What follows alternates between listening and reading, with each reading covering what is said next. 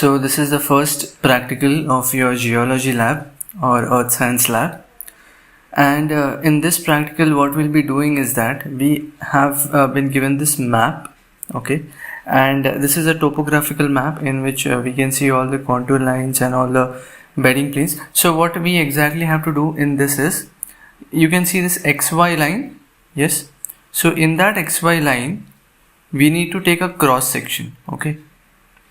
So this XY line, we have to cut this map along it and we have to show a view of the map in this direction. You can consider it like a cake which is formed of different layers, okay, and you are cutting a cake from a particular line, a particular section, and then what you see, a cross section, that is what we need to do with this map, okay. Before starting, let us understand certain terminologies here. So these dotted lines that you are seeing with the represented with the numbers, these are your contour lines. And what are contour lines? Contour lines are those lines which join equal elevation. So all the points on this contour line, let us say of this 300, all the points on that contour line will have same elevation of 300 from a particular base, okay, like we can consider one, maybe sea level we can consider as a particular base. From that we consider heights or any other reference point. Second, after contour lines we have these bedding planes. So in earth science you all had studied sedimentary rocks. So you have also studied that majority of the earth is composed of sedimentary. So here we do have the bedding planes, and you know how the sedimentary rocks are made up of different layers. So we have this A, B, C and D, E and F. We have named those layers, and these are your bedding planes. Bedding junctions are nothing but the junction between two bedding planes, okay. So these are the three important terms that we need to understand before solving it. And also what you need to see here is the scale of the map. So this thing you need to remember, the scale is given as 1:5000. We'll be doing certain calculations, so for that we need the scale, and also the contour interval, which is 100 meters.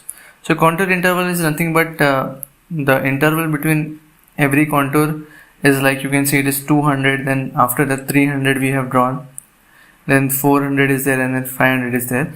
So only for these particular contour heights the contour levels are shown in this map. This is what it means, contour interval. So let us see the first step of it. The question is that the given geological map contains 6 sedimentary rock units from A to F with topographic contour lines. The map scale is 1:5000 and the contour interval is 100 meters. It is required to find the strike, true dip, and to draw a cross section along the line XY. And before going into the calculations, I'll tell you that there are 4 maps that we'll be solving. The PDF of those 4 maps I'll be giving in the description of this video. You have to download those maps, you have to take a printout. You will have to do what we are doing in this video tutorial. You'll have to do it by yourself, and then you'll have to submit that, okay. Fine. So step 1, what this says is contour points and strike lines. We need to mark the contour points having same elevation which cut same bedding plane twice and draw strike line through them. So now what we essentially need to do here is that we need to consider one contour line first, and we need to see that where that contour line cuts two bedding junction, means cuts a bedding junction at 2 places, okay. For example, this 300 contour line which you can see, it is cutting the bedding junction between the bedding plane A and B, so I'll call this bedding junction as AB. Okay, so it is cutting the bedding junction AB first at this point, second at this point, right? So we need to mark such points. Okay, so these are the 2 points where this 300 contour line is cutting the bedding junction AB. When we join these 2 points, we get a strike line. and we will name that strike line immediately. So what we'll say is that we will write the name as AB 300. It means that it is cutting the bedding junction AB, and which contour is cutting? 300 contour is cutting. Okay, so this is the idea that we are going to proceed with. Similarly, let us see that which other points are there. So you can see that this 300 mm contour is cutting this bedding junction BC at this point and this point. So we'll pass a strike line, we'll connect them and we'll get one more strike line, right? So this strike line, we'll name it as BC 300 because it is cutting the bedding junction BC, and 300 is the one which is cutting it. Next we have this 400 contour which is also cutting your bedding junction BC. So again a strike line needs to be passed through it, and that we will name it as BC 400 because it is cutting the bedding junction BC. Also this can also be named as CD 300 because this same strike line, you see this 300 mm contour is cutting at the same 2 points through which this strike line is passing, right? So, and which bedding junction it is cutting? It is cutting CD junction, right? So this same strike line can be named as CD 300 also and BC 400 also, and you have to name one strike line with as many names as possible, right? So for example, here I have only named it as AB 300 or here only BC 300, but we can see that it is not only BC 300 but this 200 contour is also cutting this junction this 200 contour line is also having a point on this junction CD which is lying on this strike line, right? So we will see that later on how to find the missing strike lines, but first just understand what is the concept that we are following here. After 400 we'll see which other points we get. So this 400 contour is cutting your CD junction at these 2 points, right? So we'll draw a strike line through that, and this strike line is named as CD 400 and DE 300 will come on that. So DE 300 because on the same strike line you can see that here there is one point and here there is one point which is being cut by, sorry, not this point, this point and this point, which is being cut by 300 contour, not mm, 300 contour line, right? So, and this 500 contour line here, it is cutting your CD junction at these 2 points. So we'll pass a strike line through them also, and this strike line would be named as CD 500 and DE 400. DE 400 because this 400 mm contour line is cutting this DE junction at this point and this point, and these 2 points are also lying on that strike line itself. Yes, so these are the names that are given. Further, this 500 contour is also cutting this DE junction at these 2 points. So again we'll pass a strike line through them and it will be named as DE 500. Now after we have named these strike lines and drawn the strike lines, what we can see is that the nature of the strike lines are parallel to each other. All the strike lines are parallel to each other, and when you draw it on your map you will also see that all strike lines are placed at equidistant. So they are equidistant from each other. This is the nature of the strike lines that you have to remember. Okay, from this nature we can get some more strike lines, so we'll find that. So the next step is determination of missing strike lines, and from the strike line it can be seen that all strike lines are parallel to each other, all strike lines are spaced equally, hence other strike lines can be drawn based on the above facts. So how we'll draw that? First, see, you can see this 200 contour which is there. It is cutting your AB junction at this point, right? But the other side of the contour is not shown in this map, but we can safely assume that this contour will go something like this way, how it is shown here, and that missing strike line would be like, if I just extend this AB junction ahead, I'll get my missing strike line, which would be parallel to your other strike lines, also equidistant from them, right? So one important tool that you require while drawing these maps is your roller scale, because by roller scale you can easily draw parallel lines. Obviously drafter, you won't be means for such small thing you don't need a drafter, but with the roller scale we can definitely draw parallel lines. So this is one of the missing strike line, and what it would be named as AB 200, because it is cutting AB junction and it is being cut by 200 contour. Next, if I extend this BC junction like this, okay, then what I'll get is, again you see that this 200 contour line is cutting strike line here once, and the same BC junction it is cutting here as well. So this AB 300 can also be, means this strike line which was named as AB 300, one more name would be added there, which is BC 200, right? We need all the different types of names possible for a particular strike line, because that is important in drawing the map. The next, which other strike line we can draw?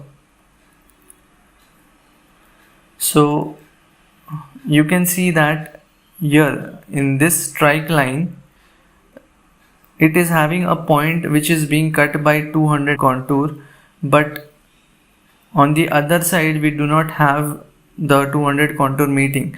So you can see that this contour line will go like this, and this CD junction will come up like this. So this is the other contour point where it is meeting that junction CD, right? So here once it is cutting the junction CD, and here once it is cutting, therefore this strike line will also be named as CD 200. Okay, then we have this here, this junction DE is being cut by 200 contour, and on the other side you can see that this is a 200 contour, which this contour line would have extended this way like this. That contour has to come throughout, okay, it has to come all the way this way, and then it would cut your junction DE at this point somewhere, right, roughly at that point. So again this strike line would be named as DE 200 also, right, DE 200. Then which other strike line is there?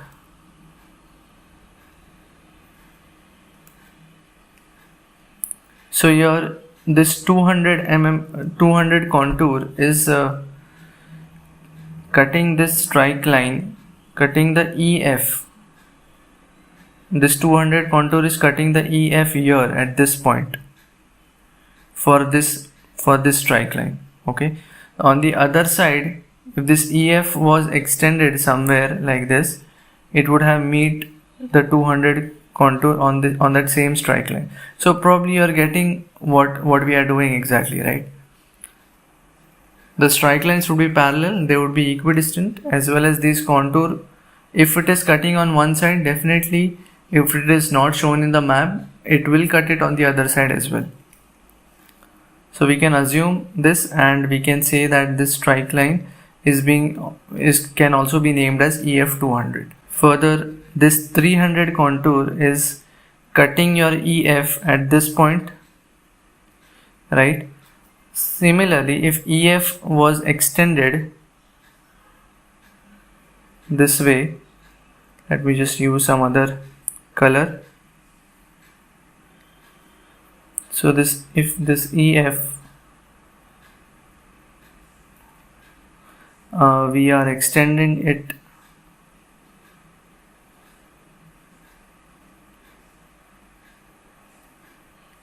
like this, then you can see that this 300 is being cut here. on the same strike line, and hence that this strike line can also be named as EF 300. Then ahead what we have is this 400. You can see it is cutting it here at this point. On the other side where it will cut, on the other side you can see that this 400, if I extend, it is cutting on the same strike line, and hence this can also be named as EF 400 because it is cutting the junction EF and 400 is the one which is cutting it, right? And this 500 is also cutting your EF here, and if I extend this 500 it will cut this strike line, so it can be named as EF 500. So next step is we need to determine the direction of true dip. So in this we need to check the direction in which the contours are decreasing in their value, and we need to draw that direction. So as you can see here in this example, I have shown a typical sedimentary rock, and let us say that for every of these planes I have a certain contour value, for example 500, then 400, 300, 200, that way, okay, with a contour interval of 100 meters. You can see that the contour intervals are decreasing in this direction. What this means is that your slope is in this direction, right? So basically this entire structure is dipping in this direction. That is the only thing that we need to understand. And there is also this word which is true. So true dip, if you recollect your earth science lectures, true dip is the one which is perpendicular to your strike lines. So this direction what we are going to show, if it has to be a true dip, then it has to be perpendicular to the strike lines.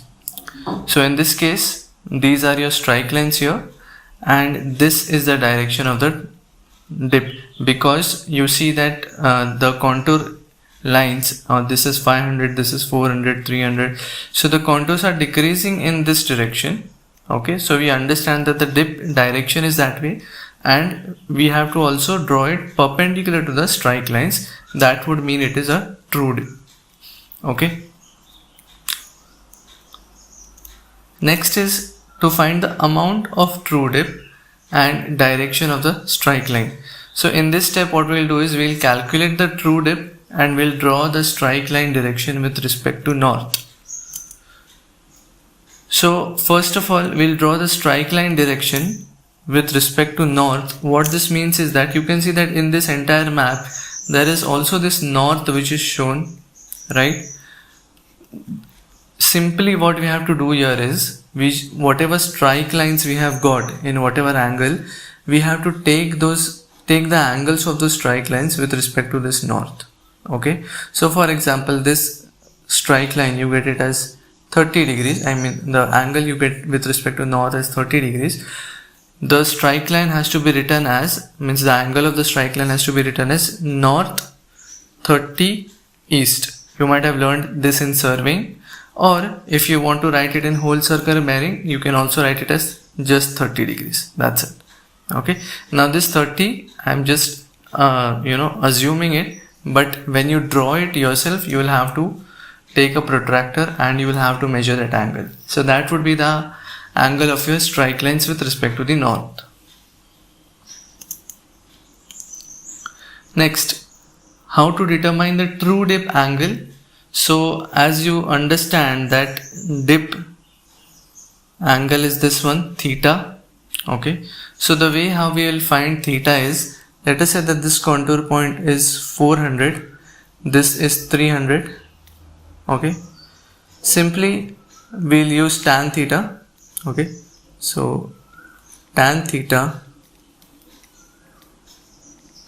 is equal to 400 minus 300 upon the horizontal distance between them, horizontal distance, right? So how to get this horizontal distance? Horizontal distance between strike lines, you will have to measure it on the map itself. So here you will have to take a scale, and you had drawn the true dip direction previously. It was perpendicular, right? Let's say this is the true dip direction, Along this true dip direction only you will have to measure how much is this distance, and that distance you will get in centimeters, correct? So this can be written as this 400 minus 300, you see it is your contour interval. Yes, your contour interval is set at 100 meters, so every contour will be like 100 meters apart. So this 400 minus 300 is nothing but contour interval divided by your horizontal distance, that is equal to your tan theta. Fine, this much is clear. Now this contour interval, if you see, this is in meters, but the horizontal distance that you are going to find is actually in centimeters. Yes, so we cannot obviously use this formula with numerator being in meter and denominator being in centimeter. Definitely we cannot use that. So what we'll have to do is that we'll either have to convert the numerator also in centimeters, or we'll have to convert the denominator into meters. Okay, now one more problem is there, that this numerator is actually the one which is there on the ground, or basically which is the one there on the site, actual map. So the numerator is the actual distance on the ground, but the denominator is the distance on the map. So again here there is a difference, right? So what you can do is that, let us say that now I am converting the numerator into centimeters. Okay, I am keeping both my numerator and denominator into centimeters. So now what I'll get is tan theta is equal to contour interval upon horizontal distance. This was in meters, so if I want to convert it into centimeter, I'll have to multiply by 100, right? This got converted into centimeter, but still this measurement of contour interval is actually the measurement on ground. Your horizontal distance is in centimeter, but this is the measurement on the map. If you remember, in the map we had something called a scale. The scale was 1:5000, correct? What this scale means is, we can also write it as 1/5000, like this. What the scale means is that 1 centimeter on map is equal to 5000 centimeters on ground, right? So now we got something that is relating our distance on map to the distance on ground, correct? So this horizontal distance which is there in the formula, this horizontal distance which is there as centimeters in the formula, it is there on the map. We need to convert it on the ground. So basically just multiply it. If 1 centimeter is 5000 centimeter, I'll multiply both the sides with HD, okay, horizontal distance. So horizontal distance and multiplied by horizontal distance. Okay, so this horizontal distance in centimeters on map is equal to 5000 into horizontal distance on ground. So if I have to generalize this, let us say now, see, this is your scale, this is the scale of the map, correct? If I want to generalize everything that I have done here, tan theta is equal to contour interval into 100, which makes this contour interval as centimeter, divided by horizontal distance into scale of the map. What is scale? Scale of the map is 1/5000. So automatically this horizontal distance get multiplied by 5000. So now everything is fine to be used in this formula, correct? So this is how we'll be finding the true dip angle. Contour interval is 100 meters, which if I convert it into centimeter, it will become 100 into 100, which is 10 raised to 4 centimeter. This is on ground.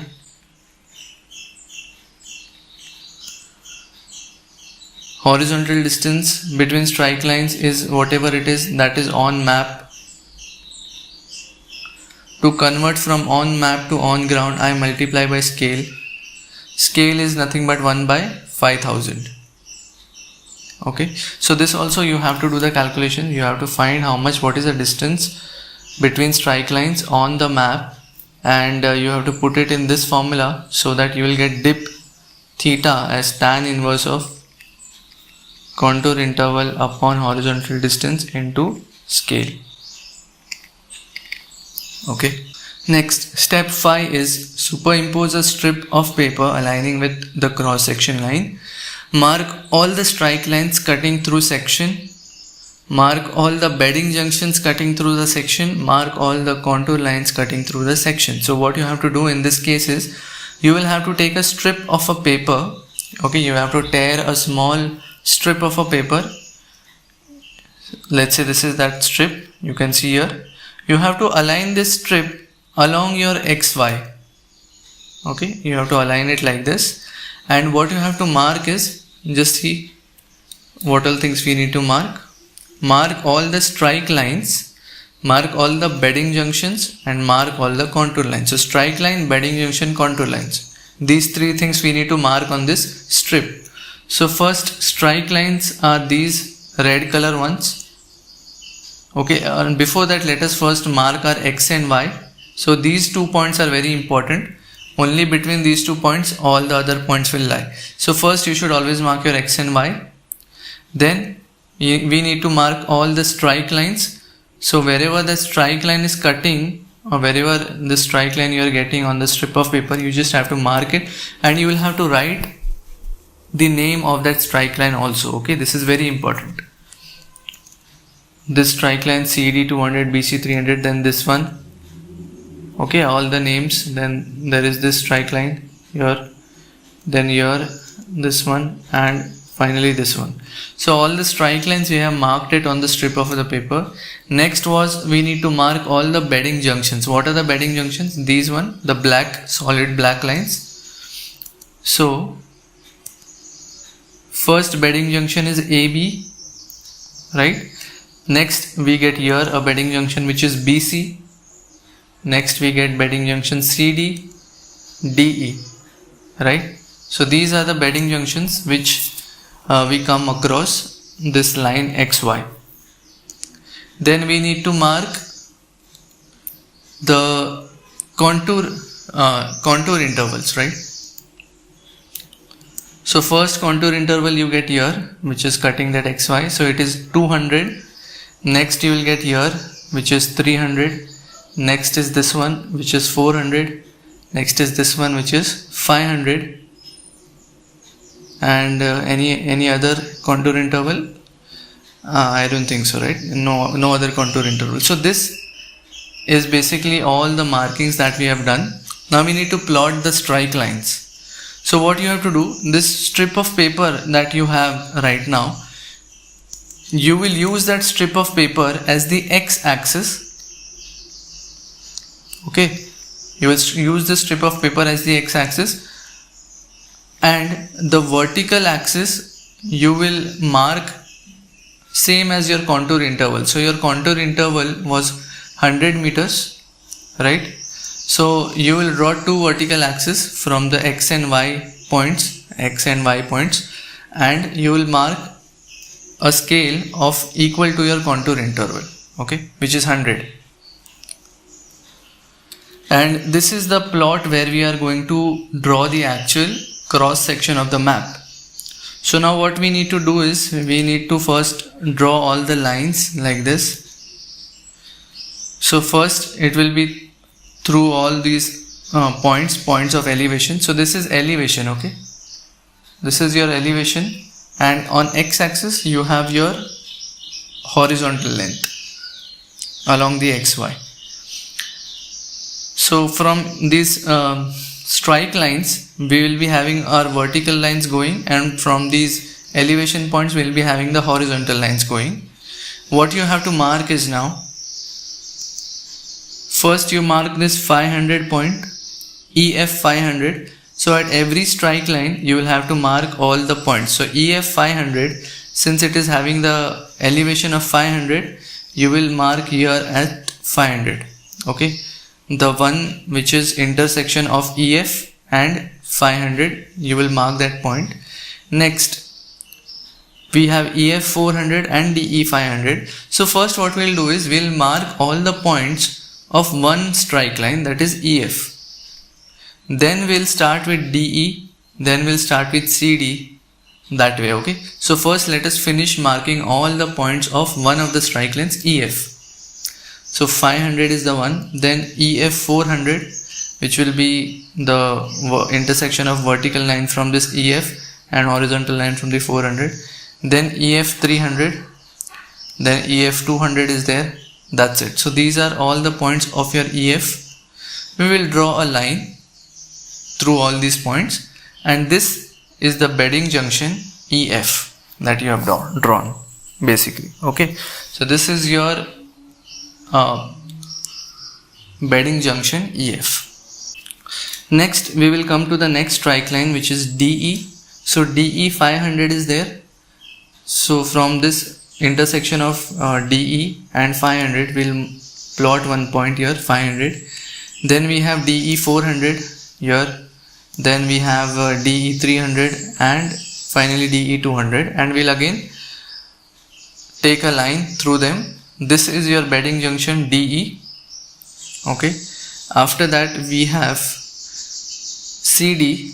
So CD 500 is there. So a vertical line from CD and 500, we get this point. Then CD 400, CD 300 and CD 200. So we'll just plot a line through them. We'll get a bedding junction CD. Next we have BC. So BC 400 we have, BC 400. Then we have BC 300, this point. Then we have BC 200, this point, and we'll draw a line through it. That would be your bedding junction BC. Next we have AB 300 and AB 200.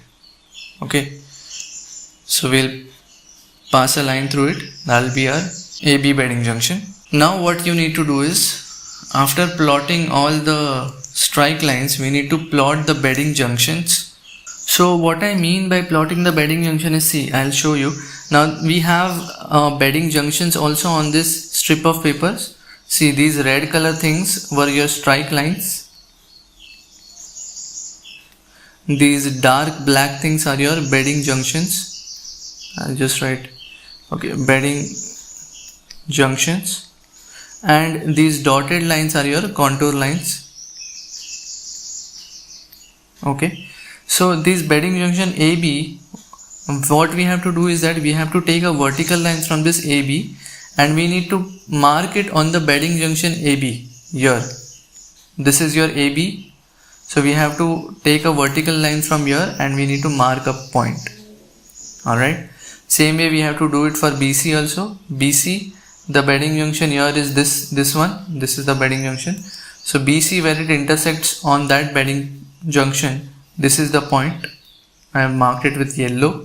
CD on this CD junction here, and DE on the DE junction here. So you need to understand that why have we drawn these bedding junctions on these red lines, red bedding junction lines.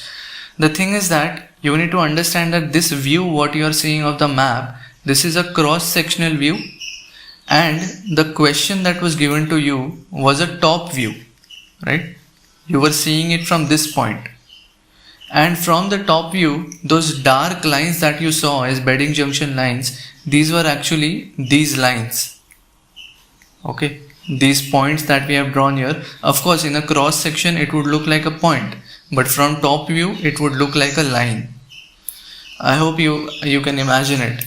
When we cut a section through it, definitely a line cannot be shown in a section. A line will be looking as a point, but from the top view we understand that these are basically our bedding junctions as dark lines. The next what we need to plot is the contour lines. So these dotted lines that we know, they are contour lines. So these dotted lines would be like, if here we are starting with 200, we just simply have to take it till 200, that's it.